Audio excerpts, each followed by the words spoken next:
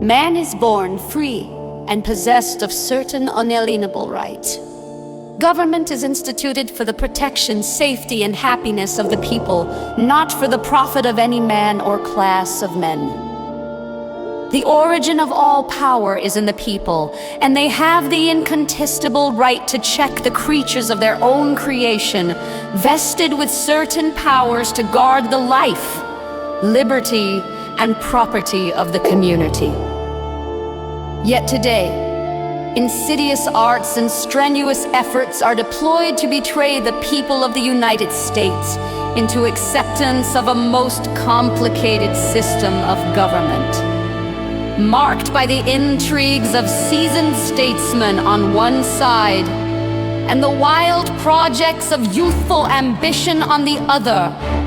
It is a heterogeneous phantom, a many-headed monster of such motley mixture that its friends dare not call it a monarchy, aristocracy, or republic. The fundamental principle of a free government is the equal representation of a free people.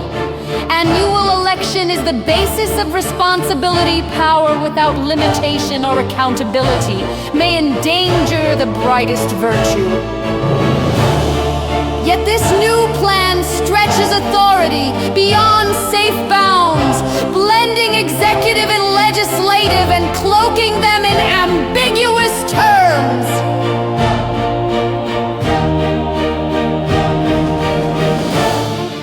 There is no security for the rights of conscience or the liberty of the press. Despotism usually, while it is gaining ground, will suffer men to think and write what they pleased.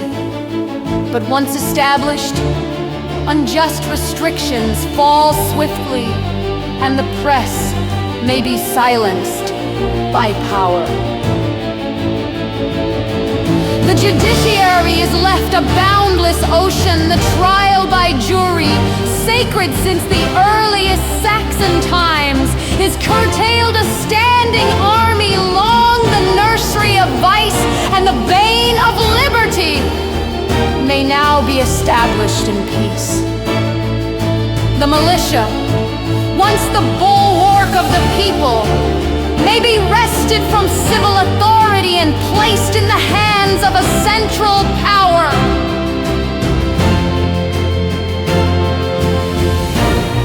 There is no provision for rotation in office, no firm barrier against the perpetuity of power.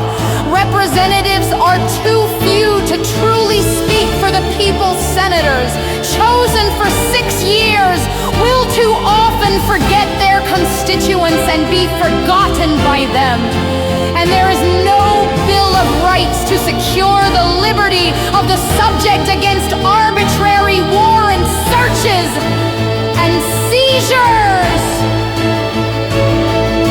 The liberties which America has claimed, liberties reason has justified, and the sword of the brave has defended, are not about to fall before foreign conquest. It is native usurpation that now shakes the foundations of peace, spreading the sable curtain of despotism over the United States.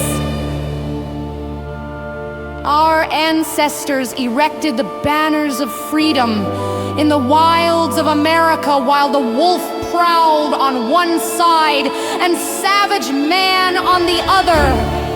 They were rescued from foreign domination by the valor and blood of their posterity. There was reason to hope these liberties would continue for ages to illumine a quarter of the globe, separated from the monarchies of Europe and the darkness of Asiatic slavery. Yet we now see the country rushing toward confusion and violence, the people lulled by the arts of ambition and deception. The glorious fabric of liberty, raised with so much labor and defended at such cost, now totters to its foundation. America is in danger of surrendering her independence, not to foreign crowns, but to the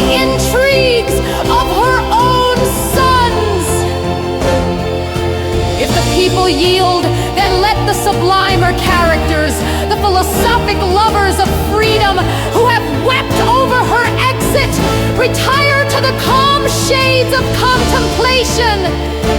There, they may look down with pity on the inconsistency of human nature, the revolutions of states, the rise of kingdoms, and the fall of empires.